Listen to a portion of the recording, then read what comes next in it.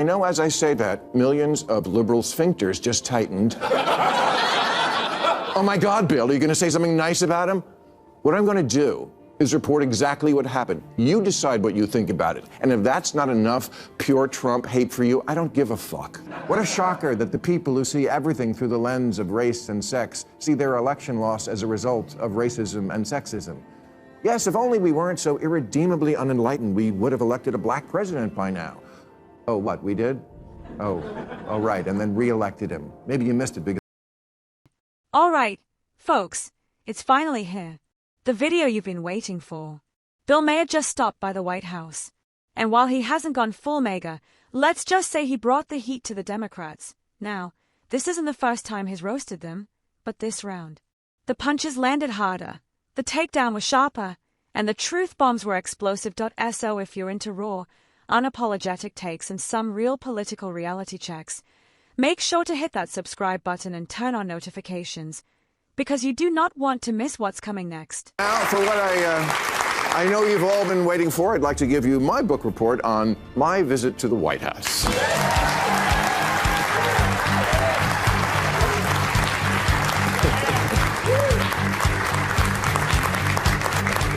Okay, as you know, 12 days ago I had dinner with President Trump, a dinner that was set up by my friend Kid Rock, because we share a belief that there's got to be something better than hurling insults from 3,000 miles away. And let me first say that to all the people who treated this like it was some kind of summit meeting, you're ridiculous. Like I was going to sign a treaty or something. I have no power. I'm a fucking comedian, and he's the most powerful leader in the world. I'm not the leader of anything, except maybe a contingent of centrist-minded people who think there's got to be a better way of running this country than hating each other every minute. Bill Maher opened the night with his trademark self-deprecating charm, joking that he's just a comedian who somehow scored an invite to the White House. But the pleasantries stopped there, without hesitation. He launched his first strike at the Democrats, suggesting that running a country should probably involve more than non-stop outrage and mutual hatred. Maher didn't pull any punches. He described the Democratic Party as a house divided, consumed by bitterness, tribalism, and a sense of moral superiority so toxic that even lifelong liberals are quietly heading for the exits. It's exhausting, he implied. And while he made it clear he's no Trump fan, Maher left no doubt. Democrats have become their own worst enemy. And yes, the harshest shots were still to come. Up in person, maybe it'll be different. Spoiler alert, it was. First good sign, before I left for the Capitol, I had my staff collect and print out this list of almost 60 different insulting epithets that the president has said about me. Things like stupid, dummy, lowlife dummy, sleazebag, sick, sad, stone cold crazy. Really a dumb guy, fired like a dog, his show is dead. There's 60. I brought this to the White House because I wanted him to sign it, which he did. Before we go any further, I've got to give credit where it's due.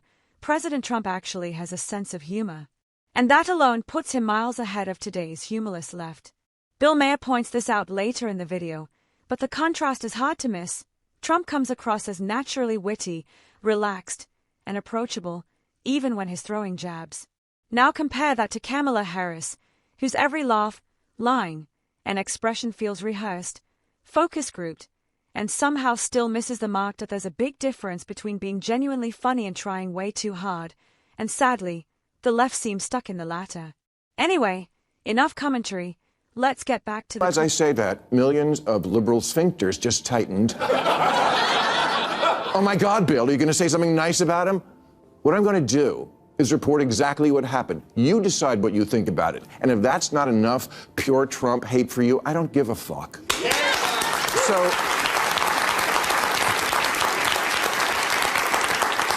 So no, I didn't go MAGA.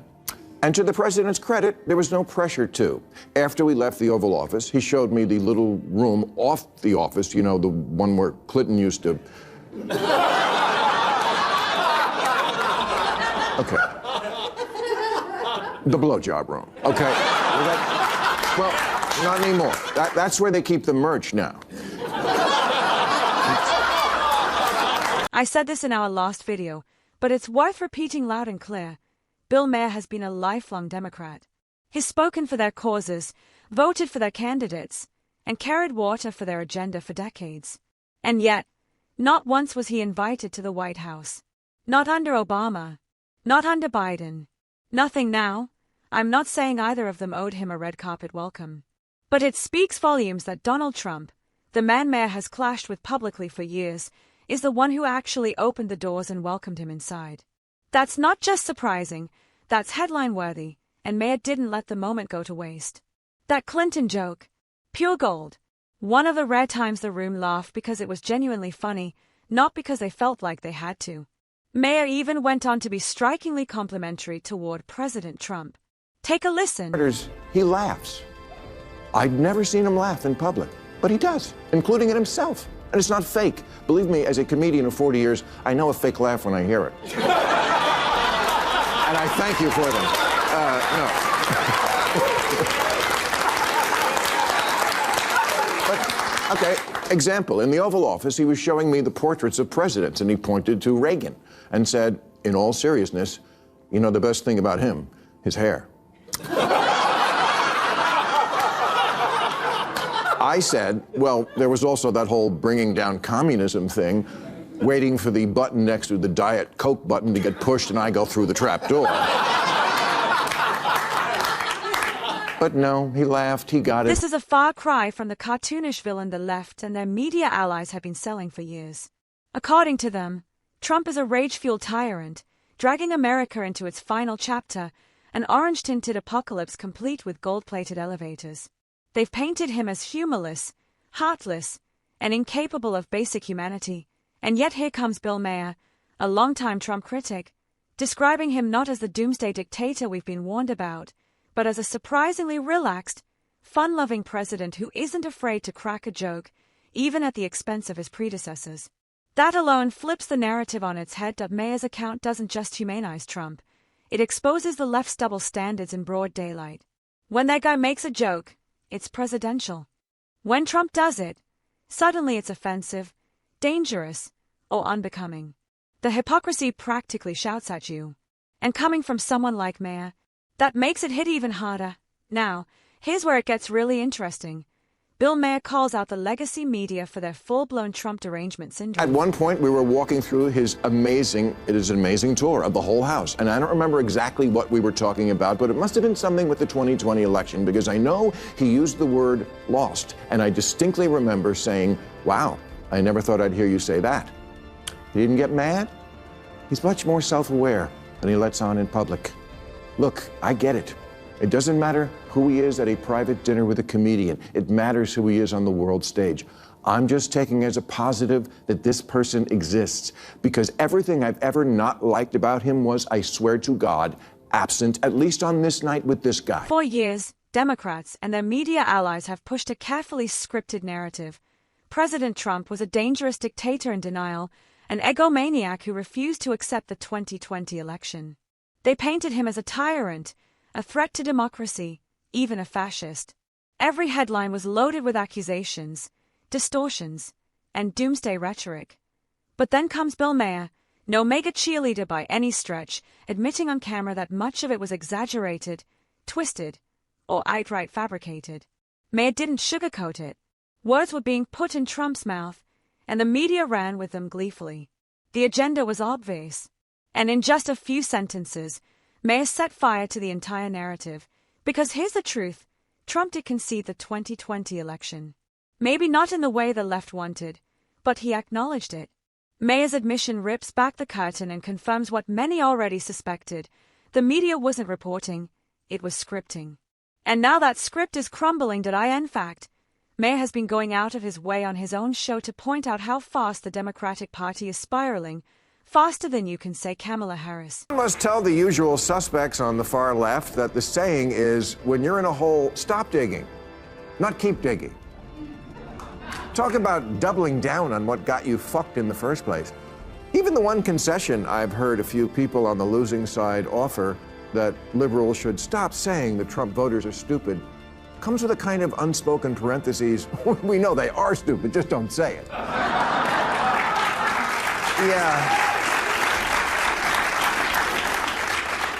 Yeah, I got bad news for you. They don't have a monopoly on stupid. You wear Queers for Palestine t-shirts and masks 2 years after the pandemic ended. And you can't define woman, I mean person who menstruates. You're the teachers' union education party, and you've turned schools and colleges into a joke. You just lost a crazy contest to an actual crazy person. The real villains in this political drama aren't who the mainstream media has spent years telling you they are. The so-called monster wasn't Donald Trump. It's the Democrats and their media mouthpieces, MSNBC, CNN, The View, and the rest of the usual suspects. These institutions have relentlessly pushed divisive ideologies, radical policies, and toxic narratives that have driven America to the brink. They champion open borders while brushing off national security. They peddle identity politics that divide rather than unite. They celebrate chaos in the name of progress and brand anyone who questions them as a threat. These are the forces tearing away at the moral fabric of the country, all while cloaking themselves in false virtue. And yet, through it all, they keep pointing their fingers at Donald Trump, projecting their own extremism onto him like a political smokescreen. That it's the oldest trick in the book. Create the chaos, then blame your opponent for the mess. But here's the difference. More and more Americans are starting to see through it. We love to speak truth to power, and we always should, but you have completely lost the ability to speak truth to bullshit. The Democratic polling firm Blueprint told Democrats months ago that black voters, aka their supposedly liberal base, were more likely to find the president too liberal than too conservative. They also found that voters didn't just want Harris to distance herself from Biden, they wanted her to distance herself from what they believe the entire Democratic Party has become, a Portlandia scat. Back in 2020, the black community turned out in huge numbers for the Biden-Harris ticket. Pew Research shows about 87% of black voters backed the Democrats, a decisive margin that helped secure their victory. Kamala Harris's historic spot on the ticket as the first black and South Asian woman was celebrated as a major milestone. But fast forward to today, and the enthusiasm just isn't there. The energy has shifted. Why? Because the Democratic Party's increasingly radical, woke agenda, a point even Bill Maher has hammered repeatedly, has pushed away many traditional voters, including a significant share of the black community. For many, these policies feel completely out of step with cultural values. The notion that anyone can redefine gender at will, that society can't even define what a woman is, or that biological males should be allowed in women's spaces, these aren't just abstract debates. They directly clash with deeply held beliefs about family, faith, and identity. These ideas simply don't resonate with much of the black community. In fact, as early as 2021, strategists and community leaders were warning Democrats that their messaging was drifting too far left. Those warnings were ignored. And now, the disconnect is impossible to ignore, and the consequences are beginning to show. Shocker that the people who see everything through the lens of race and sex see their election loss as a result of racism and sexism. Yes, if only we weren't so irredeemably unenlightened, we would have elected a black president by now. Oh, what, we did? Oh, right, and then re-elected him. Maybe you missed it because it wasn't on TikTok.